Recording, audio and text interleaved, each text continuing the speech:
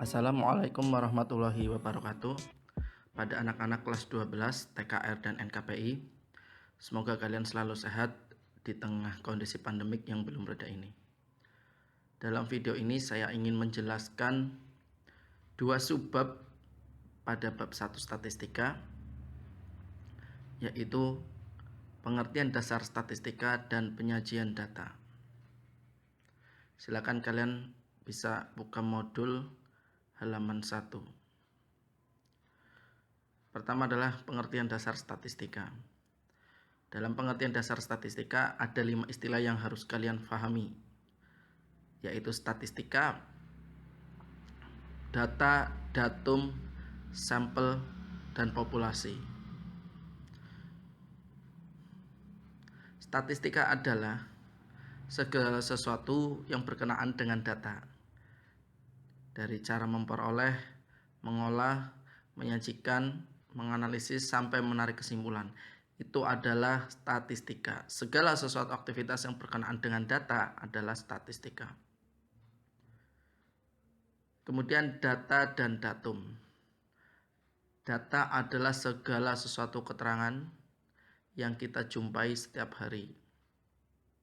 Contohnya di HP kalian itu banyak sekali data.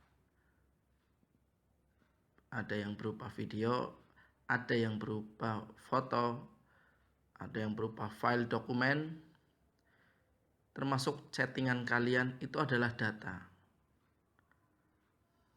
Dan datum adalah tiap-tiap satu keterangan data tersebut. Misal dalam folder foto dikatakan data foto, dan tiap-tiap satu foto di dalam folder tersebut adalah datum.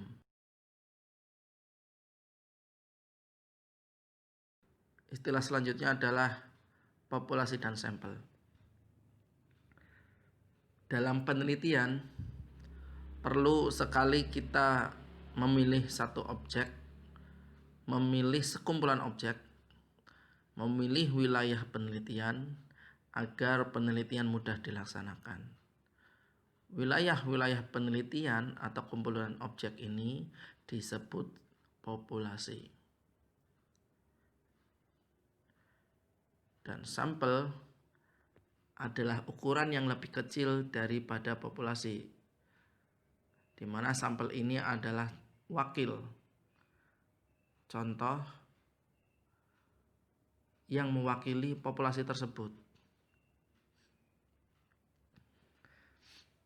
Misal dalam penjualan bawang merah sering kita jumpai ketika orang akan menjual bawang merah, tidak kemudian semua stok bawang merah di rumah dibawa ke calon penjual, dibawa ke calon pembeli, Hanya satu atau dua pocong istilahnya yang akan ditunjukkan kepada calon pembeli. Nah, itu adalah sampel. Sampel adalah wakil dari populasi.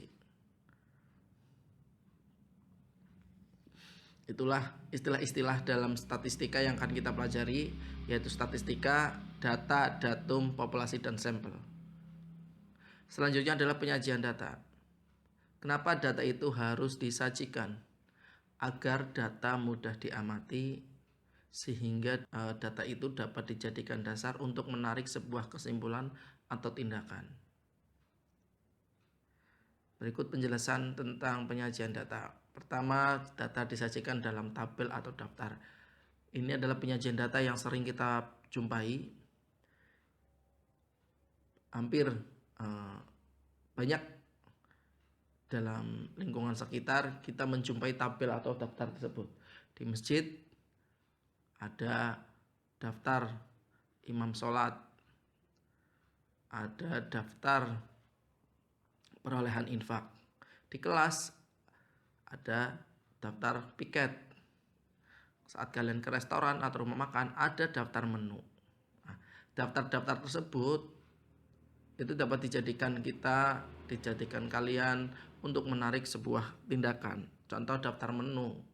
Dengan kita melihat menu, maka kita akan mudah memilih makanan atau minuman mana yang akan kita pesan. Itulah gunanya data disajikan. Selanjutnya data disajikan dalam diagram batang. Di sini saya contohkan data olahraga kegemaran siswa kelas 12, di mana tiap-tiap olahraga ada 2 kategori, yaitu kelompok laki-laki dan kelompok perempuan. Jika data memuat beberapa kategori seperti data ini, maka tepat sekali disajikan dalam diagram batang. Seperti terlihat pada contoh diagram batangnya, tiap-tiap olahraga terdapat 2 persegi panjang yang menunjukkan kategori dari olahraga tersebut. Di mana untuk persegi panjang yang polos menunjukkan kelompok laki-laki dan persegi panjang yang berwarna hijau menunjukkan kelompok perempuan. Kalau kemudian data tersebut kita sajikan dalam diagram lingkaran, maka tidak ada kategori seperti tadi. Kita langsung buat diagram tersebut berdasarkan jenis olahraga saja. Kalau kalian ingin membuat 2 kategori berdasarkan kelompok laki-laki ataupun perempuan, maka dibuatlah 2 diagram lingkaran. Ini bedanya data disajikan dalam diagram batang dan diagram lingkaran.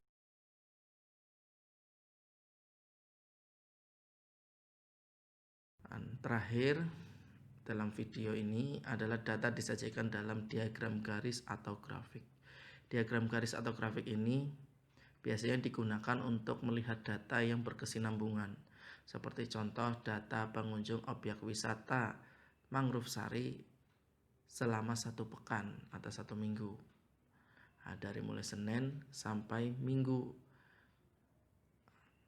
Dari daftar yang tersusun, kemudian dijadikan diagram garis, kita dapat melihat trennya naik dari weekday sampai weekend. Dengan disajikan seperti ini, tentunya pihak pengelola akan mudah memahami tren, sehingga pengelola akan mengambil kesimpulan yang tepat dalam menangani pengunjung yang akan datang. Maka di akhir pekan, petugas ditambahkan untuk mengantisipasi pengunjung yang meningkat atau membludak.